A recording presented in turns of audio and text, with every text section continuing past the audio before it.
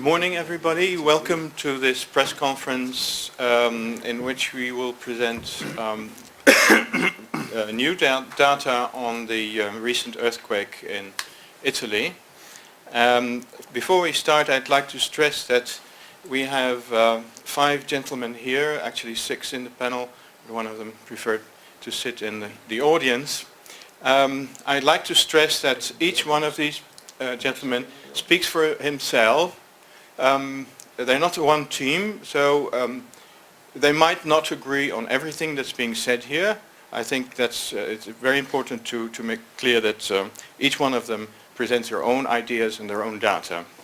So I think Professor Zschau, you will start, and Massimo Cocco and Riccardo Lanari will present their data, and Fabrizio Storti and Ramon Carbonell, I'll put your name here in a second, are available for questions about background of the geology and more other general questions. Jochen, Zschau.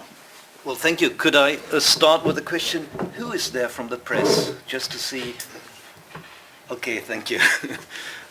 Well, I will not really in my introduction focus on the earthquake itself, but give some general information on what are actually the fields in which earth sciences can contribute to reducing earthquake risk and to reducing damage. The fields where, in most of the fields we have made some progress, and I will show a little bit where are we standing actually at that place. And then later on we will go more in detail and see what does it mean for the earthquake in Italy.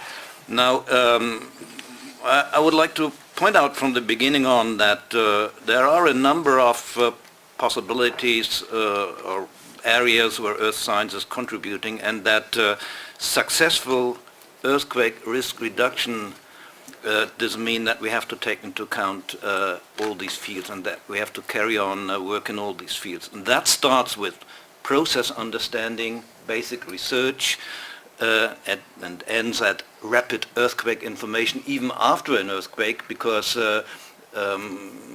rapid information is necessary for rescue teams and so on. And it includes hazard assessment, risk assessment, earthquake safe building, knowledge transfer, early warning, which has nothing to do with prediction, early warning, rapid impact assessment. And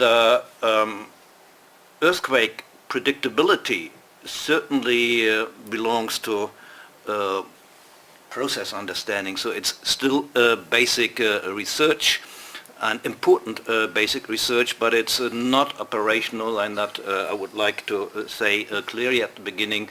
And we did not have, in the past decades, I must say, we have not been successful in following alone the empirical approach. That means an approach that is based on just precursory phenomena and correlations of precursory phenomena with earthquake activity. So we know now that this is important research that has to be carried on, but we also know that we need a better understanding of the earthquake process in order to reach this goal of earthquake prediction, in the sense determine the magnitude, the size, determine the time, and determine the location. I will just give a few examples for the other areas. Hazard assessment, I mean, that's where we made a lot of progress in the past, and where are we standing there? Hazard can be defined as a ground shaking intensity that has to be expected with a certain probability, usually 10% is taken, over decades. So we can say give information over decades. And we have good maps. Well, this is Germany, there is a map of Italy too. We have cross-boundary maps since more than 10 years now, so that the hazard is no longer jumping at political boundaries, which we had 10 years ago. And we have even a global map, but what the shortcoming still is that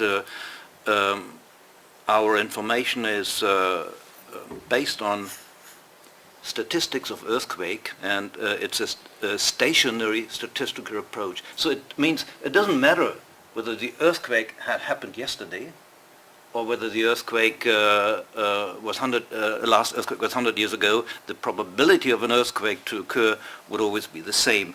And what we are now working on is, or the real challenge in earth science is now to include time-dependent hazard. And we are starting it's not yet operational, but we are starting to include that. Time-dependent hazard means to include also physics of the earthquake process, not only statistics. And you see from that picture here, it's very clear that statistics will not work with a magnitude 9.3 earthquake like in Sumatra. We just don't have any statistics, so we need other things. And it does not work also with when earthquakes are interacting.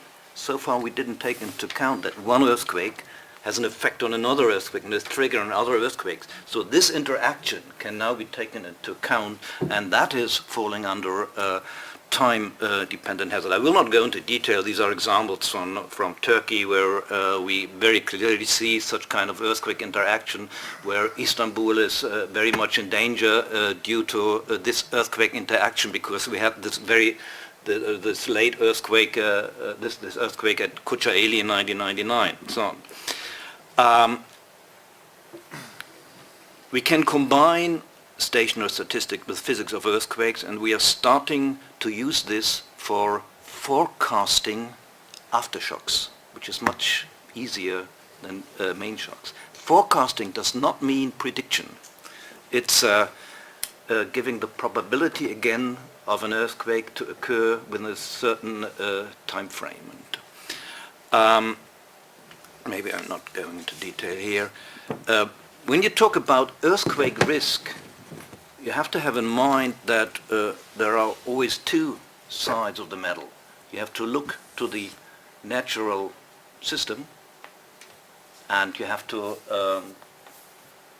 do research on hazard, that is the natural system, but you also have to look to the human system. It's vulnerability of infrastructure. And that's the other difficulty and the other area of research where earth science can contribute.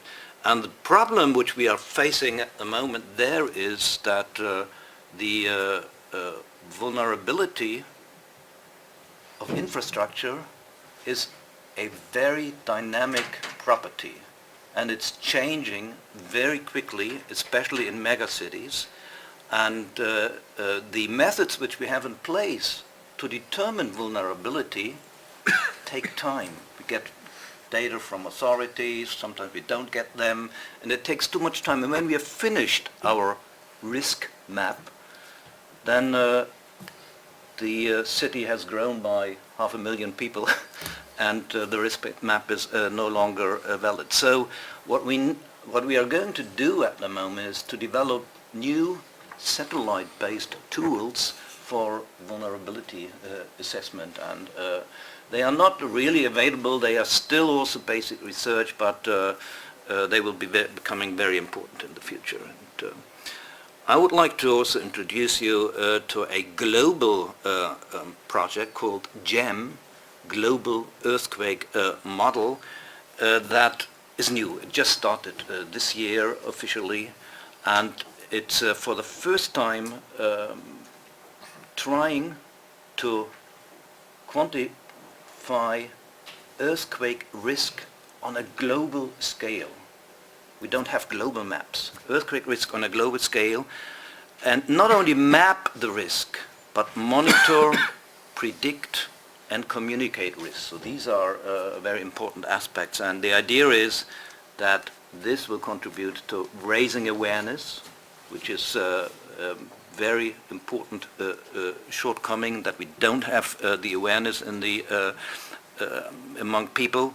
And based on that, we hope that finally this will also save lives. Early warning is feasible now. That means early warning in the sense of using the seconds after an earthquake has happened and before the earthquake waves reach the city. These are seconds, and but within these seconds you can put a traffic light to red so that no cars going on the bridge. You can stop underground and so on. And this has been developed in Japan, in Taiwan and other areas, and now in Europe we are having a large European project where such kind of capability is installed in large cities like Naples, Bucharest, Athens, Istanbul, Cairo, and so on. There are certain developments in that field, people-centered early warning system. Maybe we can discuss this in the discussion. But this is something related to the earthquake in Italy, and you should probably know much better than we. This gives the information availability on the number of on the death toll, and this is information just from BBC and from DPA, which is the German press agency, and it gives you the number of fatalities which were expected as a function of time. And what you see here that within the first 12 hours, the number of death toll was expected death toll was less than 50, and within the first 3 hours, even 0 or just around 0. And so this was the wrong information, and so we need more rapid and more precise impact assessment for rescue teams and so on. And there is another development, that's why I'm showing this, that we can provide such kind of possibilities from science by providing so-called maps of ground shaking within a few minutes. This is an example of Northridge in California, where this ground shaking is superimposed to the infrastructure, and from this superimposing you can predict within minutes the damage, death toll. And so this is quite an important development. And this is my final view graph that is related to this earthquake in Italy. One of the really important problems in many earthquakes which we see and which we have to tackle somehow is that we have very local ground motion amplification. And if you look to these pictures there, this is a village, Castelnuovo. It's very near to L'Aquila, and it's built on a sandy hill. Below there, this is the village Navelli. Maybe I don't pronounce it correctly, and it's built on rock. And both these villages are only 10 kilometers apart from each other. But one village is destroyed very much. That's the one on Sandy Hill. The other is not so much destroyed, built on rock. So rock or Sandy Hill, the subsoil plays a major role, and you can also see this if you look to the right. There had been an aftershock. This is the magnitude 5.4 aftershock. From the German Task Force for Earthquakes, together with Italian colleagues, had installed instruments after the earthquake. And what you see here, maybe I can get up, is again the recording of this aftershock at Castelnuovo. You see the amplitudes, very large amplitudes at that place. And in red, it's recorded at Navelli, very small amplitudes. So the soil is very important, and we are trying to improve our methods for such kind of local side effect estimation, but it's very complicated. And but at least we have some starting point here. And as I understand, in Italy, at least in some of these places, this played a major role. So thank you I think that was my last slide. I think we are now more going into the details of the earthquake itself. Thank you, Professor Zschau. Massimo, you want to start? Thanks. You pretty well introduced what I would like to show concerning the L'Aquila earthquake. So these are preliminary results, and this afternoon there will be a session where we will present more extended scientific results. Okay, so the idea is that in Italy most of the discussion was focused on when the earthquake occurred, so if the earthquake was predictable. But I would like to start just pointing out that to the first three questions, why, where and how, we can answer yes. And we could answer yes even a few years or 10 years before the earthquake. So the earthquake was not unexpected. And then, even if I understand the importance of discussing forecasting, actually prediction, because we didn't discuss forecasting. Also because in Italian language there is no difference between forecasting and prediction. And I really hope, this is a sentence that during the numerous interviews that I had in Italy, I hope that the same interest by the media that we had on the prediction issue in these days will be maintained in the next 3 years on the prevention activities that we must do in any case. In the picture there is just an example of the rupture model that caused this earthquake, and now I will show you some detail. So this is just that I am reporting results by a numerous researcher, and this is just a picture of the National Seismic Network where the earthquake is located, and this is permanent stations that allow us to do the survey for the monitoring of the Italian territory in the framework of the Italian Civil Defense Agency. Okay, so few numbers with the social impact. These data are updated a couple of days ago. So we had nearly 300 fatalities. And I fully agree with the graphs that Jochen have shown before about the estimation, concerning the estimation of the fatalities. So this is the percentage of damaged buildings, but the situation actually, this is averaged. And in the L'Aquila downtown, the percentage is different. But we still don't have the precise estimates of these damages. So this is the number of expected persons which are homeless. So this is numbers given by the Italian Civil Defense. And this is the number of staff mobilized by the Italian Civil Defense in the area. So this is just to give you that the earthquake, we are fully aware that the earthquake had a terrible impact into the society in terms of fatalities, damages, and also now in the future in terms of what we have to do to exit from the emergency and to start the reconstruction. Okay, so the earthquakes occurred in an area that was known to be a seismic risk area. And to show why the earthquake occurred there is that this area is associated, you can see these arrows here that show you the strain rate, the extensional strain rate, that was relatively high compared with the Apennines. So this is numbers of GPS done with the permanent GDS sessions, which give you an idea that there is a high strain rate which was deforming a very wide, complex thick of crust, because the number of faults within this volume is large, because Italy and the Apennines are characterized by an evident complexity. So the earthquake struck an area where historical seismicity. So the earthquake occurred in a well-known seismogenic area. The numbers in purple give you the historical earthquakes, and the two largest were the 1603 to the north and the 1349 on the south. So these are magnitude 7. 1349 earthquake produced damages to the Colosseum, so it produced damages in the Rome city. So, but there were a couple of earthquakes similar nearby the area. So the red line are the faults mapped by the geologists in the area.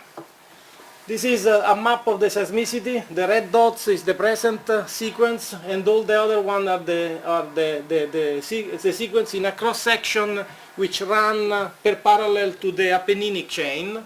So from northwest to southeast, you can see that the earthquakes occurred in an area which is characterized by a relatively low seismicity rate. Actually, to the south is almost quiescent. And this is one of the most important pictures because the L'Aquila area, this is a seismic zonation map, so this is the zonation, which the two color means the two highest level for the seismic risk, and this is the expected exceedance of peak ground acceleration, and L'Aquila was at relatively high level. So we can conclude that the earthquake occurred in a high risk, well identified in the seismic hazard map. So all the information for doing prevention were available. Now I want to show you some preliminary relocated data. So these are the map of aftershocks that we have recorded. The black stars are the three largest main shock. Those in the middle is the main shock, the 5.8 ml of the 6.2 moment magnitude. And I will show you some cross-section where you can see that the fault plane are pretty well identified. So the faults deep toward the southeast, toward the Tyrrhenian side. And if we cut with this cross-section and then we project the seismicity on this cross-section, we can see how the seismicity is distributed at depth and how the seismicity lies along this plane. These are preliminary locations, but are already good because the network was pretty well. And this is a cross-section on to the south where the deep earthquake, which is pretty unusual to have an 18 kilometer deep earthquake, which is the second shock, the 5.3 ml, 5.6 moment magnitude. And the last one, the blue one, is a cross-section again along the Apennine, which show you the volume that has been activated during the sequence.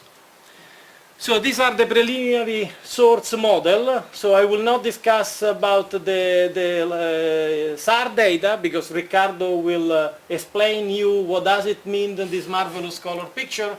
But this gives you of the area which went into subsidence, and this is the fault, the dislocation on the fault plane. So the quality and the number of the information that we collected after 1 week is extraordinary, which will be extremely useful for the future earthquake, but for sure will be not so useful to protect the L'Aquila inhabitants. So in this picture you see that the contouring on the top gives you an idea of the area which have the largest dislocation. So red means the largest movement. And the dislocation was that this side, where L'Aquila is located, went down. So this is on the top, the white line are the rupture propagation on the fault plane, which is responsible for the radiation, the generation of seismic waves. This again is the information obtained by GPS data, which give again consistent results. And in the middle you see the vertical change, which show the subsidence, so going down. So up to 15-20 centimeters, which is relatively large. So this is a shake map that Jochen was discussing before.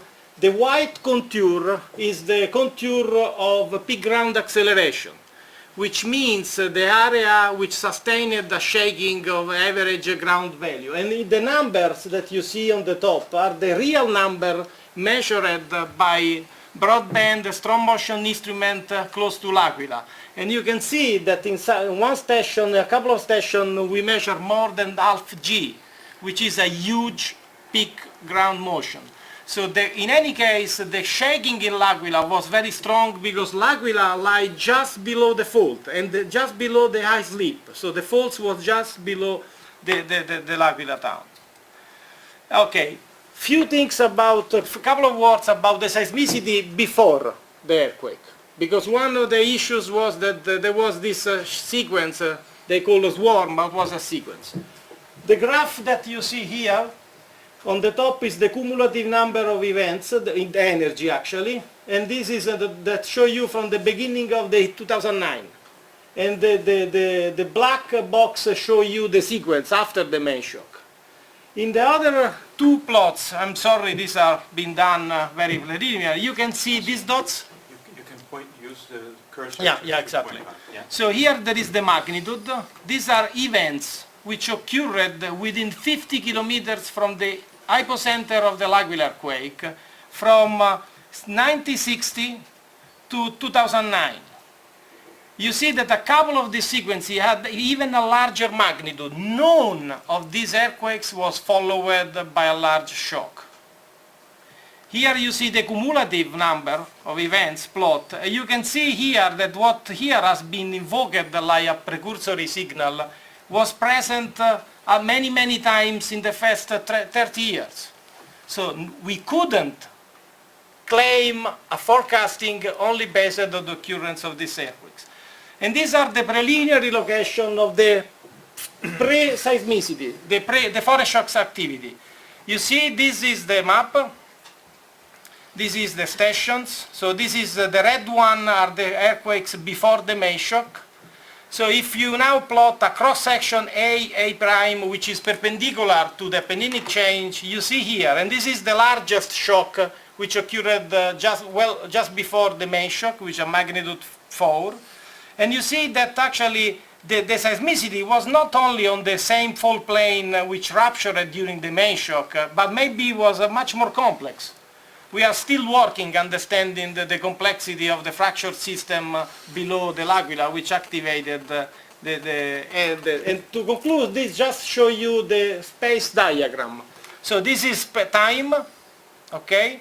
And this is a section along the Apennine. So here there is Norcia, northwest, Valnerina, and here there is Sulmona, southeast. And you see that the big star is the main shock, and you can clearly see that there was quite evident propagation to the north, toward Campotosto, where there is this sub-parallel fault that is activated. This afternoon in the scientific talk I will show much more results on this couple of n-echelon fault system. And the seismicity actually went to the south with this main shock, which is deep, and you see how abrupt is the transition from activity to almost quiescent.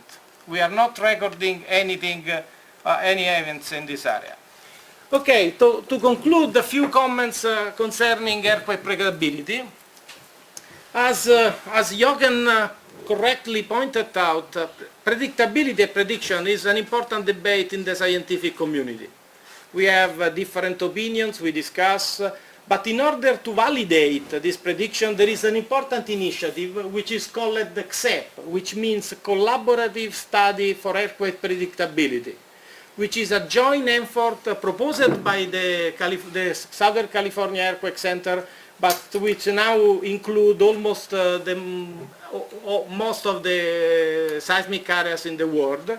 And Italy is a testing region, so we have providing the data to test those codes that can become useful to forecast earthquakes, but in a way in which they can be cross-validated in a very well-established and controlled environment. So this is the website, you can get all the information on this CEP.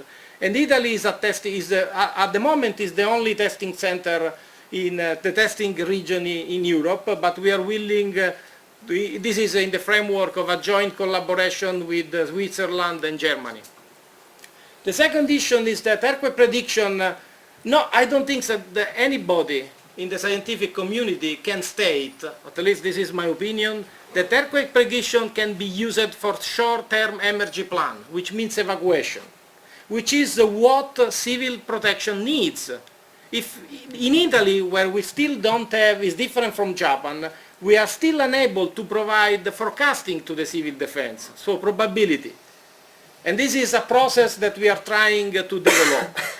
In any case, the main issue is that the damages at L'Aquila, for sure, they must be reduced and avoided, but in my opinion, we should work toward prevention.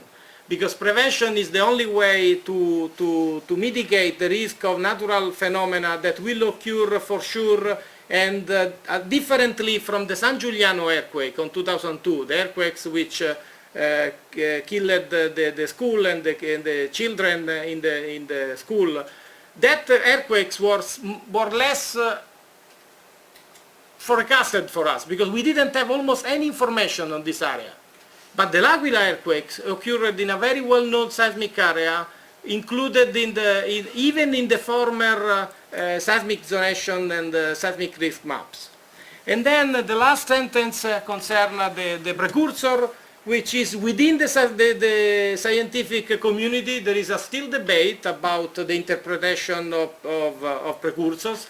Radon, for sure, from a physical point of view, most of us agree that radon, we know why radon can be emitted, or the anomaly of radon due to the activity, but we can discuss in the scientific community how the porosity change of the complex dynamics of the faults can explain this radon anomaly, but the interpretation of precursors, including radon anomaly, for emergency plan, for short-term prediction, are still not practicable, in my opinion. In any case, this afternoon, Werner Marzocchi, in the scientific session, will give a talk on this predictability issue concerning the L'Aquila earthquake. And this is just to show you that for sure, in any case, in this earthquake, we will get an unprecedented collection of data, because together with the joint efforts with France and Germany, GFZ and several French institutions, we deployed a huge amount of data. We have 75 seismic sessions, continuous GPS. So we will understand a lot of an area which is not easy for us, because the number of scientific data that we collect from the Abruzzo region are very seldom, due to the fact that that is not an high seismic area like Umbria, for instance. Thank you. Thank you very much, Massimo. Riccardo, you want to continue?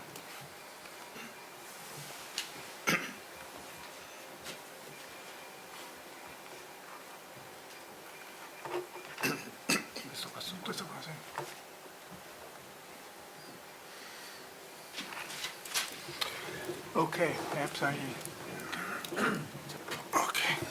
Oh, you don't need the microphone so close. So Okay, that's fine. we'll pick it up. Yeah, sorry. Just a little bit. Okay, so as you can see from the title, my short talk is going to be focused on a specific aspect, so essentially which is the impact that spaceborne imaging may have in the comprehension of the effects caused by the Abruzzo earthquake, and in particular I will focus also, because of time constraint, on the impact of microwave radar imaging, I would say, from space for the analysis of surface deformation related to the earthquake. Okay, so let's go first to the key points, just to have which are the most important elements, and then I will go a little bit into details. So as I mentioned before, what we exploited were radar imaging techniques.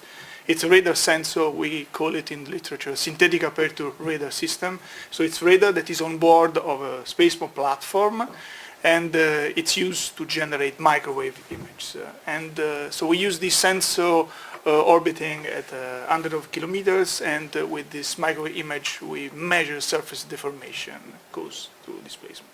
Okay, so the technique that we have applied with this sensor is the so-called interferometry. It's rather well-established technique. Since we are using a radar system, it works night and day. We don't need the sunlight, and it works basically independently from weather conditions. And what we do by applying this technique is retrieve deformation of the Earth's surface with a centimeter accuracy. Now, specifically in this case, our analysis allowed us to map the extension of the deforming area, of the areas where most of the deformation occurred.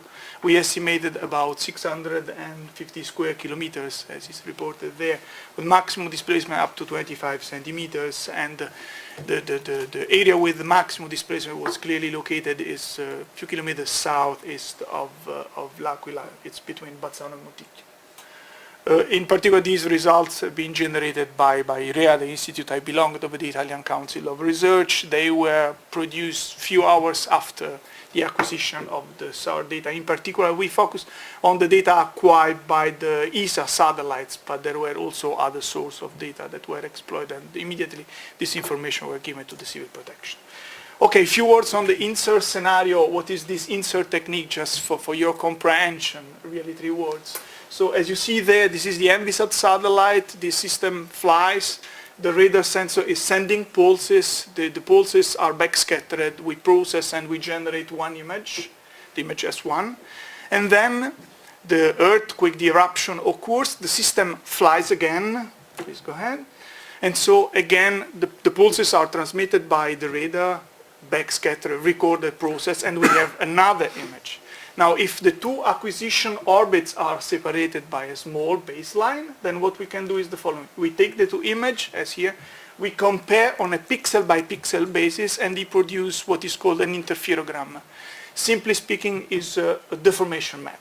So essentially, from the comparison from between and after, we have this deformation map, this interferogram. It's a phase. I don't want to go too much into the details. What is important for you is that essentially it's a map that gives you information, again, from 800 kilometers about displacement on the Earth's surface on a centimeter scale.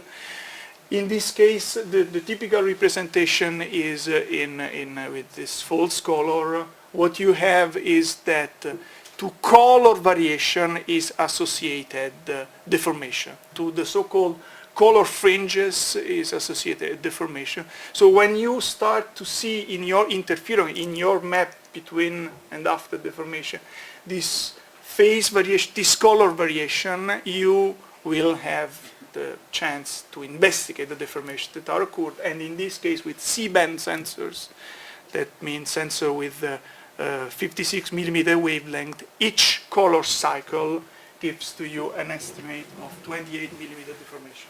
So if you go here, you clearly see these little fringes here in the middle of Campi Flegrei. Each fringe is 28 millimeters. We have about 2 fringes. This is essentially, go ahead, the effect of the mini uplift that we had in the Campi Flegrei caldera in summer 2000, with the 2 fringes that represent an uplift of 5 centimeters recorded from 850 kilometers. Okay, so this is the technique that we have applied. Go ahead. For the L'Aquila earthquake, I'm not going too much into detail. You can use the cursor to... Yeah. Yeah. Then it will be on the internet. That's Yeah. the main Okay. point. Massimo, maybe I can sit here. Yeah, that is better. Don't have to bother you. So again, this insert technique is the one we have applied for investigating this deformation event, like I showed before for the uplift in Campi Flegrei. I don't go into details of the scenario. Jochen and particularly Massimo has already explained what's going on. So essentially, what we had in this case was the following. We had several data acquired, and so we could generate several interferograms. The first one was the interferogram produced by the Cosmo SkyMed data of the Italian Space Agency. It was quite noisy because the baseline, the separation between the two acquisitions, was quite big. Immediately after, we could process data coming from the Envisat satellite that fully revealed all the deformation pattern with all the fringes associated to the displacement of the area. It was the day of Easter, I remember quite nicely, because everybody was celebrating. Okay, then we had another interferogram on the 15th of April. In this case was a German sensor, TerraSAR X sensor, and again the deformation pattern was clearly revealed. And finally we had another interferogram from Envisat with again the nice fringes related to deformation clearly visible. Okay. So basically we decided to concentrate on the Envisat data where the area invested by deformation was clearly mapped, and where the signal, the fringes, the deformation information were clear. The signal to noise ratio was high. So essentially we started with the analysis of this data.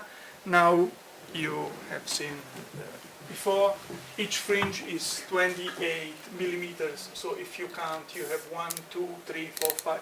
Up to the central area, you have between 9 and 10 fringes. That means between 25 and 28 centimeter deformation. The star here is the L'Aquila earthquake. So it is not at the maximum deforming area. The maximum deforming area is a little bit shifted. But clearly, the extension of the area characterized by the deformation. The amount of deformation was clearly mapped by this interferogram, and somehow it was confirmed by a new deformation map we could generate just 4 days after with an ascending passes of the same satellite, the Envisat satellite, where again this sort of elongated fringes that you see here show the accumulation of the deformation from the surroundings up to the center in the area here where the maximum displacement occurred. Okay, so what can we say? Well, definitely these are information that are extremely important for the understanding of the phenomenon. Displacement is an important indicator. We could map the area in terms of extension and amount of deformation. So we ended up with the report to the civil protection indicated the 650 square kilometers mostly affected by the deformation, the maximum amount of deformation, and where this maximum amount was in between the little center of Bazzano and Monticchio, southeast of L'Aquila, in this location here, around here, and here in the 23. Clearly, the analysis of this data has been quite large. The investigation of the spatial deformation, of the spatial gradient of the deformation has been quite extensive, and deformation is clearly crucial. Is one important parameter. Jochen showed before. It's not the only parameter, but it's a very important parameter for understanding the damage that have been caused by this earthquake, and it's quite trivial to show you that clearly if you look at areas within this big blob like L'Aquila or Onna, you clearly have big deformation. If you go outside to Santo Stefano, you don't have a very significant deformation. Although, once again, it is not only this the important information, also the geology, the sand story that Joachim explained versus rock is also important. But clearly, with this information, we expected to see a lot of deformation in L'Aquila, even much more in Onna. You see, in this case, Onna is in an area where you have very spatial variation, big gradients of your deformation. All the fringes comes together, so big deformation in a rather concentrated area, so big destruction, almost nothing in Santo Stefano out of the deformation lobe. Okay, so what more clearly, with such spatially dense information, many things can be carried out. We may try to integrate information from the ascending and the descending data. We may try to invert data in order to investigate the subsurface characteristic of the little guy that has caused the earthquake. So essentially what we did, for example, was to combine ascending and descending information in order to extract the vertical component of the displacement. You see that there is a quite big subsidence here. It's the 20 centimeter, even more than 20 centimeters of subsidence in the vertical, but there is also some centimeter uplift in this red area. So we could map the characteristic of the displacement, and what we could also do even more is to take this data and try to identify, based on the use of a simple model, elastic model, the characteristic of the source that is responsible of the deformation we have revealed on the surface. It's something that also Massimo has explained before. It's essentially a normal faulting with the right lateral component, and we could map all the key parameter, length, extension, so we could get information about the characteristic of the subsurface source starting from the deformation recorded, measured on top. What more? Definitely we have to take a little bit of rest, because I'm sure you can imagine it has been a very tough period, but after some hours of sleep there are many things that need to be done, and that can be done with this data. For sure, we have to investigate possible interaction with neighboring faults. There are signals in the interferograms that, in my opinion, deserve better attention from the geologists, the seismologists. We have to investigate additional SAR data. For sure there are other data that are available that we need to access, and probably what is even more important is to generate insert time series. Just to conclude, there is one issue that I think is important. I have just shown to you the result of comparing two images, one before, one after the event. But there are satellites, like for the MBSat, the one that has produced this interference, where we have data since 2002, and we may go back up to 1992. So we may generate very long deformation time series, so give a look to the past, something we already know, and give a look to what is going on, so we can continue to use the recorded data to see the evolution of deformation. In other words, to move from one picture of the earthquake to the entire film of the evolution of the earthquake. We have already started a little bit. Of course, you are not capable to monitor the evolution for all the targets, because you need that for the radar, these targets maintain the same electromagnetic response, but for some of these you can do it. We have started, as I say, these are very first results. We just have 10 images, so we can go back up to the beginning of 2007, and you clearly see that, at least from these preliminary results, what we see is a sort of stable situation. Then bang is the deformation that is coming with a big displacement due to the earthquake. But additional analysis of this long time series is required to comprehend the dynamic of the phenomena, if there is some signal. Thank you very much. Thank you very much, Riccardo. Are there any questions from the media?